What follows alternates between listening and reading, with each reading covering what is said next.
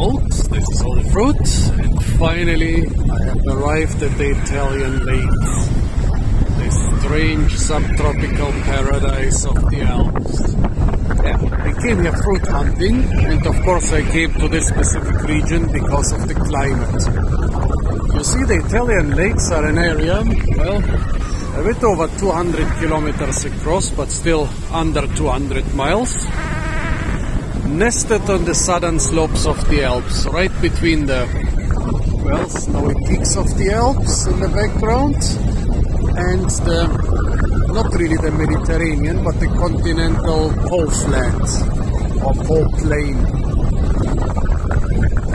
Well, the Alps, quite cool summers, ice cold winters, the Po plain, extremely hot summers, but also quite cold winters. Both are basically not known for being very mild, for having a very mild climate.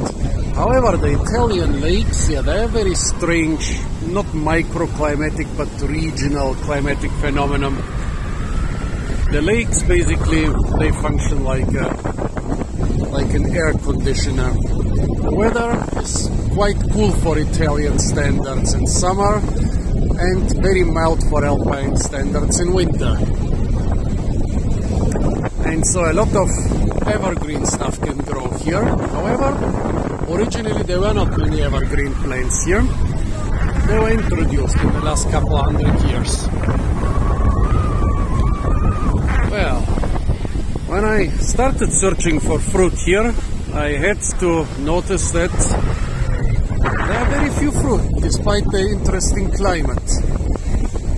I've been going on this ship for maybe 15 kilometers now on the Lago di Como, and I haven't seen a single fruit orchard or a single vineyard.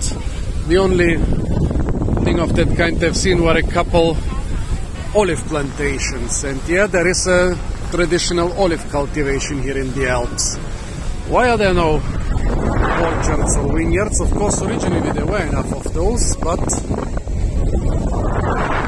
throughout the time that changed. Along the lakes there was even a commercial medieval lemon cultivation in the Alps. However, since the 19th century, a lot of rich people came here. First Italians and British, then later Germans, and basically every little piece of land which is suitable for agriculture is also suitable for building some nice mansions here. The people of Milan, basically the commercial capital of Italy, they like coming here. Yeah, they like the cool summers and they like the mild winters.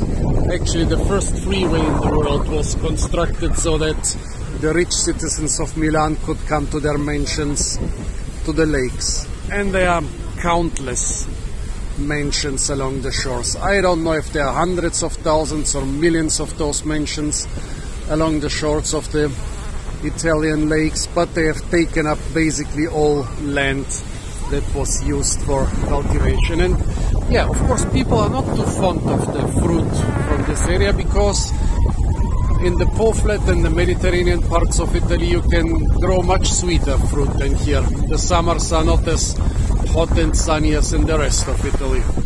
Yeah, as I said, the only exception are a couple olive gardens here and there. For example, over there I see a couple olive trees along the road in the area of the uppermost houses. Yeah, not many fruit, however, since rich people, Italians, British with their colonial empire, in later times also Germans and others, have come here and bought mansions and made gardens with exotic stuff. There are lots of exotic species here. It's just that nobody basically collected fruit trees here, they collected ornamentals, and even most of the olives and pomegranates and other fruit trees in the area are now more ornamental than used for fruit. But yeah, since they collected a lot of exotic stuff, you can actually find interesting exotic fruit trees from time to time.